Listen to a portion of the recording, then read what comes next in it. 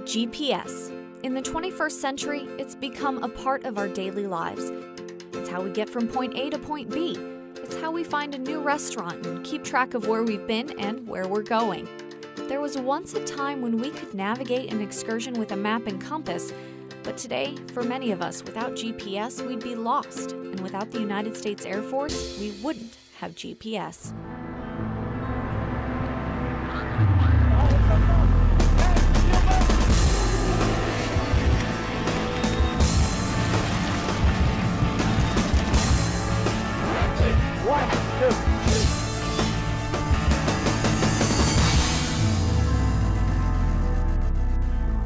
It's widely known that the Air Force flies F-16s, C-130s, and B-2 bombers around the globe, but many people are unaware that the Air Force also flies another fleet of vehicles at higher elevations than these planes could ever go, so high, in fact, that they're outside of the Earth's atmosphere.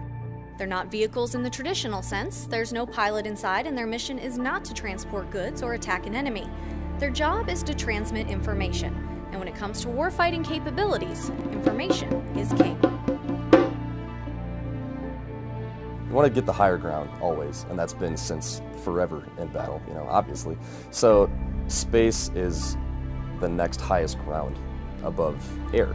Whether you're a Marine in Afghanistan trying to be on the top of the hilltop to have position over your enemy, or you're like us and you're trying to have the satellites up in space to have a viewpoint of the Earth, space is the most important forefront. 40 years ago, when space was pretty new and Sputnik was the only thing up there, it didn't seem like it was going to be as much of a big deal as it is. In 1957, the Soviet Union launched the first satellite, known as Sputnik, into space.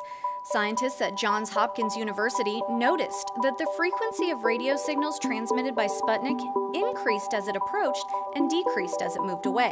This was caused by the Doppler effect, which is what alters the sound of a car as it speeds by. The scientists had an idea that they could track their distance from a satellite by measuring the frequency of the radio signals. In the 1960s, the United States military began working on the Global Positioning System, which was based on this concept. It became fully operational in 1995 and today is controlled by a small group of airmen from a tiny room in Colorado Springs, Colorado. It's kind of funny listening to how people think GPS works. My mom thinks I send, commands to her telling her to turn left and turn right, which is really not what happens. And it is kind of amazing. You have 19-year-olds who are commanding multi-million-dollar satellites, but it speaks to our training and it speaks to our operations here is that we ensure that our guys can actually take care of the satellites and the constellation. People that aren't associated with GPS don't really think of it as a satellite constellation. They think of it as maybe something that's ground-based or built into their phone. And they don't understand that there are 40 satellites orbiting the Earth that provide these signals. Of these 40 satellites, around 30 are always active, and there are at least 4 satellites visible no matter where you are on the planet. Each satellite transmits information about its position and current time at regular intervals, and your GPS receiver uses this data to calculate how far away each satellite is from you, thus determining your exact location within a few meters. We advertise less than 3 meters. We do get better than that. We are usually a lot better than that. I think there's an immense amount of pride. Just being able to wake up and say, I support 4 billion devices, it's kind of a big deal. Where else can you tell your mom, your grandma, I'm helping 4 billion people every day, and I'm operating satellites that are 20,000 kilometers away from Earth. We have signal over everywhere. And I know people may say oh, well, my GPS receiver doesn't get signal. That's more on the receiver's end. The signal that we provide to civilians is awesome. It's just as good as the military signal. I've heard a number of different misconceptions about GPS. One, let me just clear up the myth that it doesn't matter how close you are to a military facility, that is not going to improve your GPS signal. Another is that GPS can track you. It cannot. We have people, contacting our user ops section be like, my GPS doesn't work, and it's like, that's your receiver. The GPS signal is pristine, I promise you. It's accurate. The GPS mission at Schriever Air Force Base is one of several jobs that airmen in this career field can do.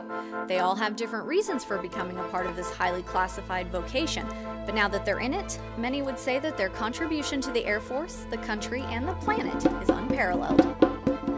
When I decided to join the Air Force, I wanted to do a cool job. I didn't want to just go in open and say, give me whatever job you have available. The day I talked to the recruiter for the first time, my question was, how do I become a pilot? And he said, oh, it's really hard. Here's these jobs. My first career field was AC-130U gunner, and I had significant air sickness in that training.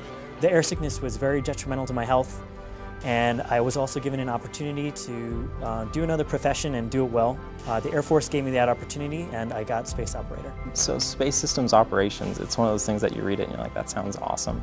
You don't really know what it is. I put it down on my dream sheet. I wasn't expecting to become a space systems operator. When I went in to see a recruiter, I asked him, like, what can I do with space? He showed me this job, and he said that the odds of me getting it were pretty slim. They weren't letting too many people in, and I mean, I love what I do every day, and I don't really know too many people that do what we do that don't love it. Like a foreign signal. I think it's pretty cool. That's just that I'm dealing with something that's a lot bigger than myself. When you work in a building all day long and there's no natural sunlight, there's no windows, there's nowhere to go, you really get to know each other, and that helps build some really strong relationships. Everybody is aware of the impact that we make every day. I think that kind of brings us together. Only an hour down the road from Schriever, airmen at Buckley Air Force Base also perform a mission that affects billions of people around the globe. Unlike GPS, however, their mission is much less known, but no less important. When I found out I got the job, I tried looking it up. And we work in a world of classified information, and so it was really hard to find out what we do as space systems operators. And part of that is because the mission's different everywhere. If I were to work for GPS or for the Weather Service, I would have a completely different mission. Here I work missile warning, and I support a warfighter mission.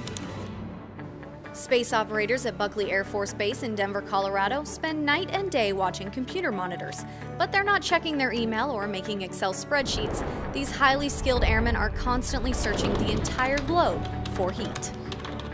What our satellites do is they're kind of like telescopes, and you can see the amount of heat that's coming off one of these missiles and be able to differentiate them from, say, the exhaust coming out of your car.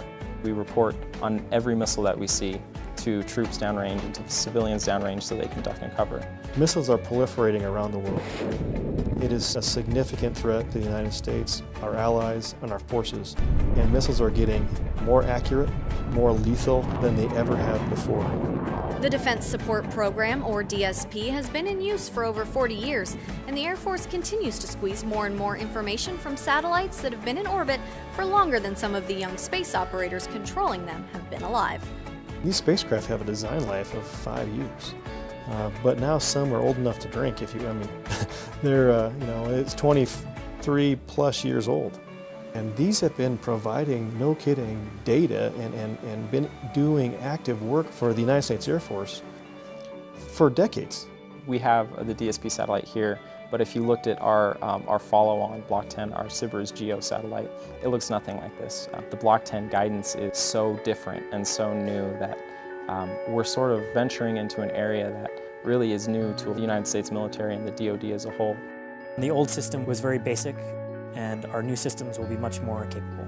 They can see a lot more, they can do a lot more. With the onset of our new capabilities, we are able to see dimmer objects, so it doesn't require the heat that is normally associated with the tail end of a missile. We are in the midst of a once-in-a-generation time frame within this mission set. Moving forward, OPIR, Overhead Persistent Infrared, will become more and more common, and I'm convinced that across the Air Force, people will use that as much as they use the term GPS. You see the airmen that are coming in now, and it truly is exciting to watch them. I mean, some of our 18, 19, 20-year-old airmen are some of the smartest people I have ever seen, and they just get it. And they're just excited, and they want to make a contribution, and they're pushing the mission faster and farther than we've ever done before.